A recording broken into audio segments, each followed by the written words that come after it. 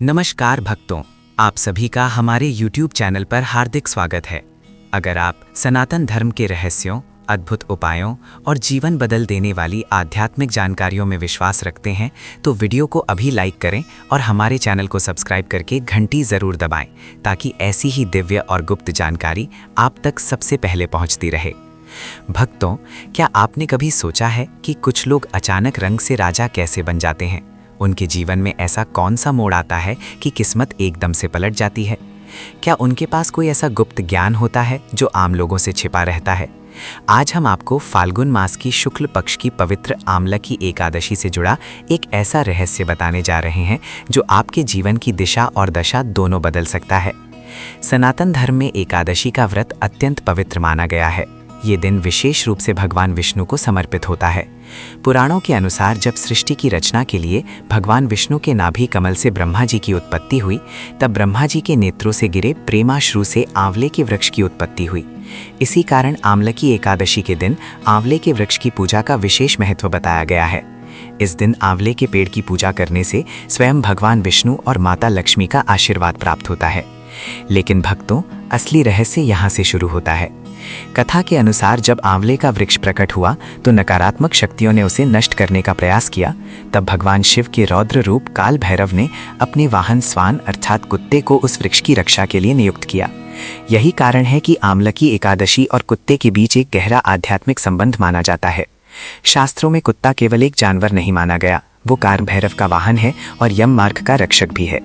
ज्योतिष शास्त्र में कुत्ते को राहु और केतु से भी जोड़ा गया है।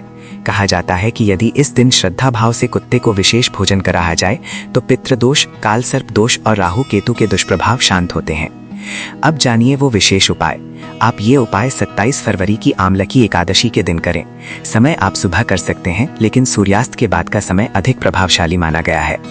सबसे पहले घर में ताज़ा आटा गूंथें। शुद्ध गेहूं का आटा लें, उसमें थोड़ा सा बेसन मिलाएं, एक चुटकी हल्दी और थोड़े से काले तिल अवश्य मिलाएं। काले तिल को अत्यंत शक्तिशाली माना गया है। ये पितरों की शांति और नकारात्मक ऊर्जा को सोखने वाले माने जाते हैं। अब इस आटे की एक बड़ी रोटी बनाएं। रोटी सेकने के बाद उस पर शुद्ध सरसों का तेल लगाएं। फिर उसके बीच में गुड़ का छोटा सा टुकड़ा रखें। ये रोटी अब केवल भोजन नहीं रही, ये नवग्रहों की ऊर्जा से युक्त एक आध्यात्मिक अर्पण बन जाती है। अब इस रोटी को लेकर घर से बाहर जाएं। ध्यान रखें, ये कुत्ता आपका पालतू ना हो, सड़क या बाहर का कुत्ता होना चाहिए। यदि काला कुत्ता मिल जाए तो उत्तम, अन्यथा कोई भी कुत्ता चलेगा। रोटी रखते समय अपना मुख दक्षिण दिशा की ओर रखें। दक्षिण दिशा पितरों की दिशा मानी जाती है। मन ही मन अपने पितरों को स्मरण करें और भगवान विष्णु तथा काल भैरव से अपने कष्टों को दूर करने की प्रार्थना करें। भावना ऐसी रखें कि आप किसी जीव को नहीं बल्कि ईश्वरीय शक्ति को अर्पण कर रहे हैं। यदि कुत्ता तुरंत रोटी खा ले तो इसे शुभ संकेत माना जाता है। यदि ना खाए तो भी निराश ना हो, रोटी वहीं छोड़ दें, कोई अन्य जीव उसे ग्रहण कर लेगा। भक्तों, एक प्राचीन कथा भी इस उपाय की शक्ति को दर्शाती है। कहा जाता है कि एक बहेलिया जिसने अनजाने में आमलकी एकादशी का व्रत और रात्रि जागरण किया, उसने अपनी सूखी रोटी एक भूखे कुत्ते को खिला दी। उसी पुण्य के प्रभाव से अगले जन्म में वो महान राजा बना और उसकी पीढ़ियां समृद्ध हुईं। ये कथा हमें बताती है कि सच्चे भाव से किया गया छोटा सा कर्म भी जीवन बदल सकता है। लेकिन याद रखें, ये उपाय केवल श्रद्धा, शुद्धता और सकारात्मक मन से ही करें। किसी के प्रति द्वेष, क्रोध या छल की भावना ना हो। झूठा या बासी भोजन कभी ना दें। जीव सेवा हमेशा पवित्र भाव से करें। यदि संभव हो तो इस दिन आंवले के पेड़ की जड़ में जल और कच्चा दूध अर्पित करें। घी का दीपक जलाएं और 7 परिक्रमा करें। इससे घर में सुख शांति और स्थायी लक्ष्मी का वास माना गया है।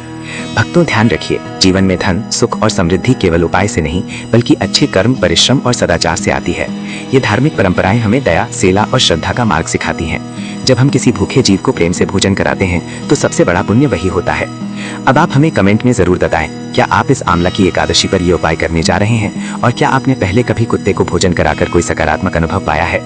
अगर आपको ये जानकारी उपयोगी लगी हो तो वीडियो को लाइक करें, अपने परिवार और मित्रों के साथ शेयर करें और चैनल को सब्सक्राइब करना बिल्कुल ना भूलें।